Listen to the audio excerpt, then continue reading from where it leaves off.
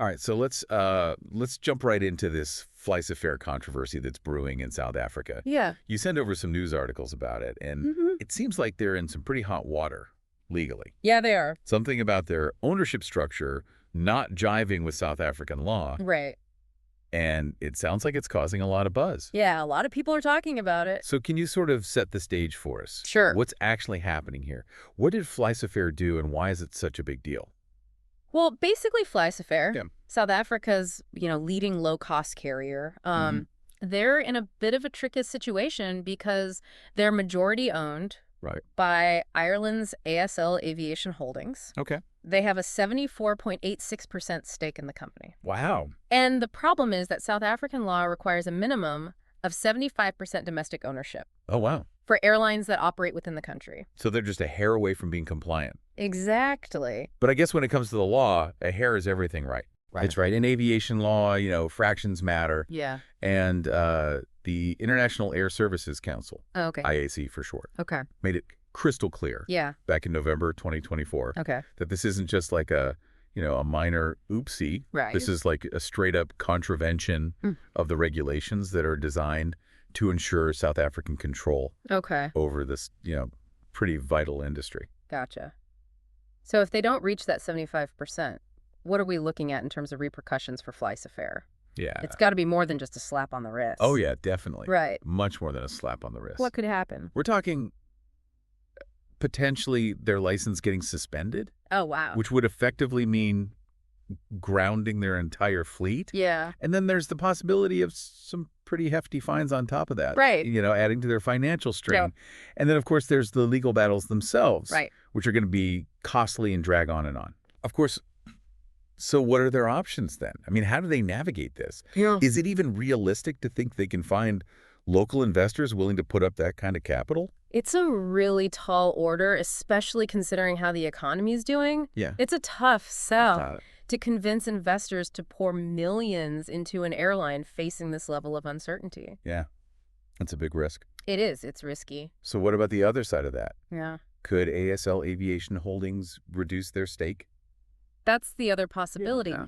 But diluting the majority shareholders' stake like that, Yeah. it could really throw a wrench in Flysafair's financial stability and, day-to-day operations. Right. Yeah. I mean, ASL Aviation Holdings, they're a major player globally. Yeah, They have a huge interest in Flysafair success. of course. Asking them to reduce their stake is a really big ask. It seems like they're in a tough spot no matter what they do. Exactly. So let's zoom out a little bit and talk about what this could mean for the entire South African aviation landscape. Let's say Flysafair is forced to significantly downsize or even shut down completely. Right. What happens then? Well, other airlines would probably try to fill the void, Okay. like South African Airways, Right. SAA, and Airlink. Yeah. But the question is, could they actually handle that increased demand? Right. Because Flysafair is the top low-cost carrier in the country. Right. And if they're suddenly out of the picture, Yeah. we could see a reduction in competition Okay. and, potentially higher airfares. And that would obviously hurt travelers. Yeah, especially those who rely on those budget-friendly options. Exactly. And then there's the issue of access. Okay. I mean, if SAA and Airlink can't absorb Flysafair's market share, Right. certain routes could end up underserved. Yeah. Maybe even disappear entirely, which would have a ripple effect on both passengers and the South African economy. So this sounds like this whole thing goes way beyond Flysafair itself. Is there a bigger economic picture that we need to be thinking about here? Oh, absolutely. Okay. Think about it from the perspective of a foreign investor. Okay. This whole situation kind of paints a picture of regulatory uncertainty, Mm-hmm. and that could make South Africa seem like a less attractive place to invest, Right. not just in aviation, but in other sectors as well. So this one incident could have a chilling effect on foreign investment across the board. That's right. Wow. And that's a big deal because it could impact job creation, Yeah. innovation, Mm. and, the country's overall economic growth. Right. So the stakes are pretty high, Definitely. and the potential consequences go far beyond just Flysafair. Exactly. This is really interesting how this one case brings up Right. all these challenges that countries face Yeah. when they're trying to balance their own national interests Yeah. with this global economy that we live in. Mm-hmm.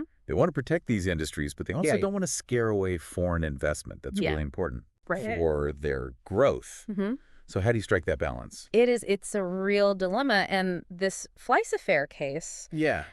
really, like you said, brings it into focus. Yeah. It begs the question, can you effectively regulate ownership Right. in these sectors like aviation without, you know, Yeah. pushing away the foreign investment and stifling innovation? It's like you're trying to thread a needle. Exactly. Find that perfect sweet spot Yeah. where your domestic interests are protected, Right. but you're not, Right. shooting yourself in the foot at the same time. Yeah. And we can't forget about the Right. kind of like the political undercurrents in this whole thing. Okay.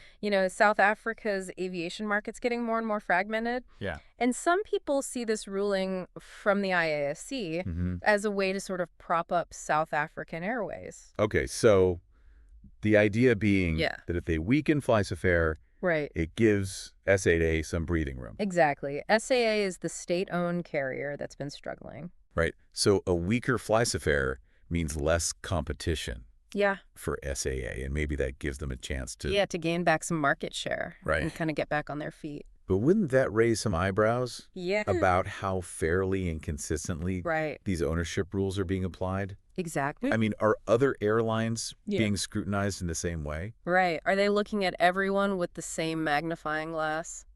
Yeah, I mean, if it seems like Flysafair is being singled out, Yeah. while other airlines are maybe Yeah. operating with similar violations. Yeah, it kind of makes you wonder if there's a hidden agenda, Right. and that could actually hurt Yeah. the credibility of South African regulatory bodies Right. and scare away even more foreign investors. So it's not just a legal issue. Yo. It's not just an economic issue. It's political too. I've got these political layers too, Right. which makes it even more complicated Absolutely. to figure out. Yeah. So we've talked about Flysafair. We've talked about the industry. We've talked about the bigger economic impact. Right. But what about the people? Yeah. I mean, what about the Flysafair employees? That's a great point. If the airline has to scale back or shut down, Right. what happens to them? It's something that often gets lost Right. in these discussions about regulations and economics. Yeah. We're talking about thousands of jobs, Yeah. livelihoods, families, Right. directly impacted by what happens to Flysafair. And what about the passengers? Right. The people who depend on Flysafair Mhm. for affordable travel. Yeah. If they go away, Yeah. it means fewer options, Mhm. higher prices, Right. less access Yeah. to essential services and connections. It's a good reminder that these decisions that are Right. made in boardrooms and courtrooms, Yeah. they have real consequences for everyday people. Exactly. So where does Flysafair go from here? Right. They've filed an urgent court application They have. to challenge the ruling. Yeah. But what are their long-term options? Well, finding local investors Yeah. to meet that 75% ownership requirement in this economy. It's Right. a huge task. Well, it's a big ask. And then convincing ASL to dilute their stake Right. could destabilize everything. Yeah. It's tough. Yeah. It really shows you how complex it is to do Yeah. business Hmm. in this globalized world Right. where you have all these different Yeah. national interests, Yeah. but also this need for international collaboration Yeah. and investment. This case really does kind of Yeah. encapsulate Yeah. all of that tension. Yeah. And the outcome is going to be important, not just for Flysafair and Mhm. South African aviation, Mhm. but potentially for other sectors and countries that Right. are facing similar issues. This has been a really fascinating deep dive. It has. Learned a lot. Yeah. This story is far from over. No, it's not. We'll definitely be keeping an eye on it, Absolutely. and we'll be back in a moment. To wrap up our discussion with some final thoughts. Mm-hmm. So we've really been picking apart this Flysafair situation. Yeah. And it seems like with every layer we uncover, Right. it just gets more and more complex. It does. We got the legal stuff, Yeah. economic fallout, Mm-hmm. even these political whispers. Yeah. There's just so much to think about. It makes you wonder, Yeah. are there other industries out there Right? in South Africa or even globally Mm-hmm. that are facing similar ownership issues? Yeah, that's a really good point. Like, could this be a sign of things to come Right. for other sectors that are trying to navigate this global landscape? We've been talking about aviation, Right. but are there other industries with similar regulations Oh, absolutely. that might find themselves in a similar predicament. Like telecommunications, for example. Okay. Lots of countries, including South Africa, Yeah. have rules about how much foreign ownership is allowed, Okay. often for national security reasons. Right. But as technology changes and borders become less important, Yeah. these rules might need to be revisited. It's almost like trying to stop a tidal wave. Exactly. Globalization is happening whether we want it to or not. Right, and holding on to these rigid ownership rules Right. might not be the best strategy in the long run. Especially when you think about Yeah, the potential downsides. exactly. Right. Restricting foreign investment can stifle innovation. Right, because often these foreign companies Yeah, bring fresh ideas, new technologies, Mm. different ways of doing things. right. If you shut them out completely, you risk falling behind.